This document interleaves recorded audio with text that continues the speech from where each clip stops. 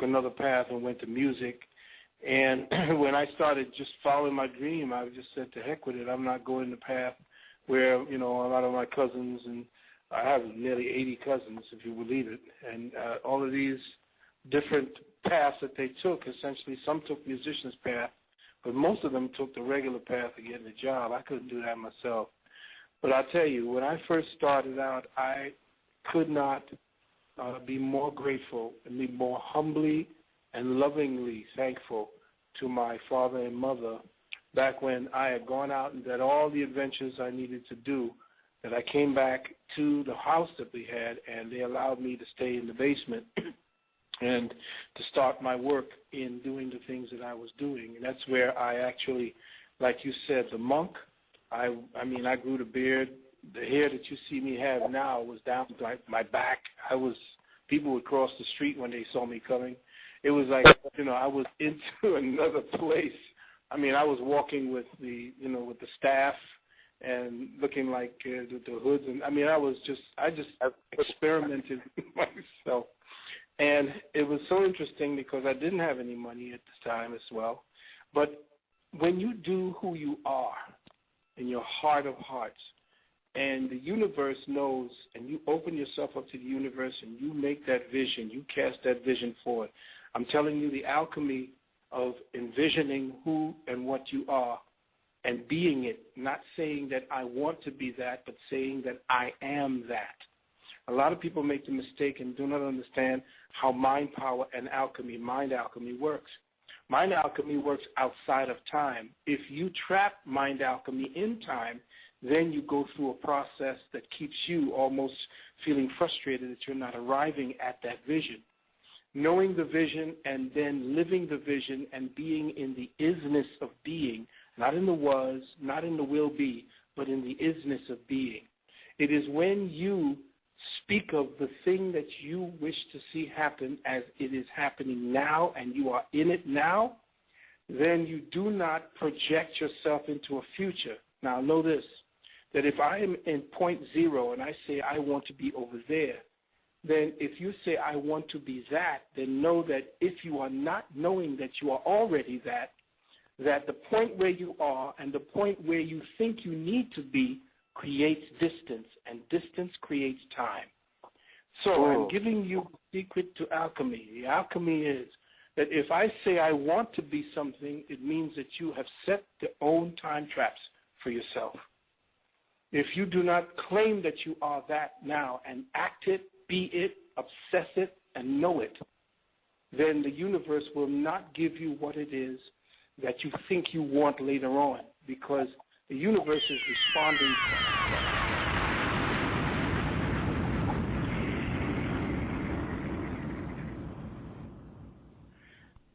The alchemy of the mind is that the universe is responding to your mind. All is mind.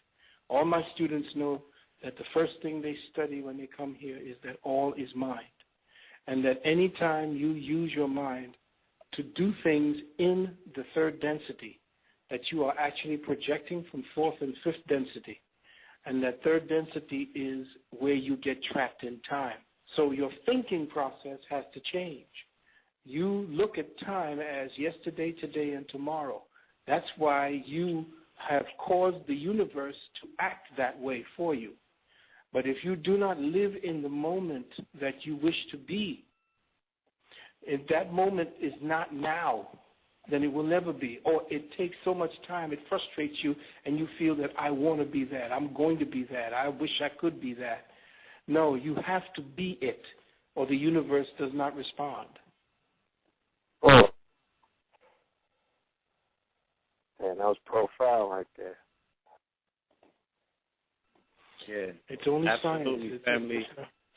As family, as you may recall, Redman shared this gym with y'all a while ago. I'll be there. I'll be. It always comes through the rappers, I'm telling you. But because of the family, the way in which he has an affirmation on his song where it says, and they say that he ain't shit, and he goes, I'll be that. So He's using it in that context, but still the science is always there. You know what I'm saying, family? Whether you're looking at the mad scientists or the scientists, the science is always there. Science is always being put in place. That I am whatever you say I am. The I am. Mm-hmm. I am that I am. You got to operate know that it way. The end of praise. In the isness of being. If you're not being in the isness, and that is the now, then you're stuck in the was. Because remember, your thoughts are only of the was. Let me say that again. Your thoughts are only of the was. Only your actions are of the now. Listen carefully to what I just said. In alchemy, your thoughts are always the was. So you cannot use thought to solve problems. You can only use it to recall what you've learned, and then with where you are, do what is now. And in the isness of being, shape your future. But you cannot live for what you think you want, because that does not exist. And you cannot live for what you thought you should have been, because that doesn't exist.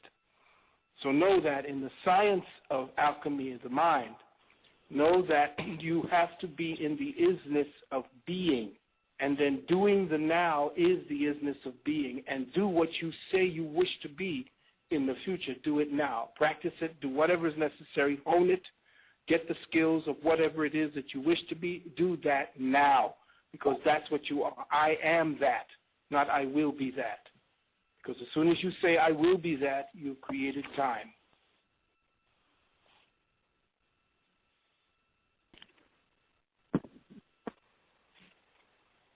That's profound, brother. You know what I'm saying? Mm-hmm. That's profound. And you just coined a new term. Isness? It's an old term. We've been doing, that's some of the things we teach at our school. The isness of being, understanding the difference between thought and intelligence. There's a difference between thought and intelligence. All thought is of the was. So anytime you're thinking of anything, it's only about recalling, because your thought is nothing more than a container. And since thought is only a container, thought can only be of the past. It can only represent the accumulated experiences you've had. You cannot think of a thought that never was.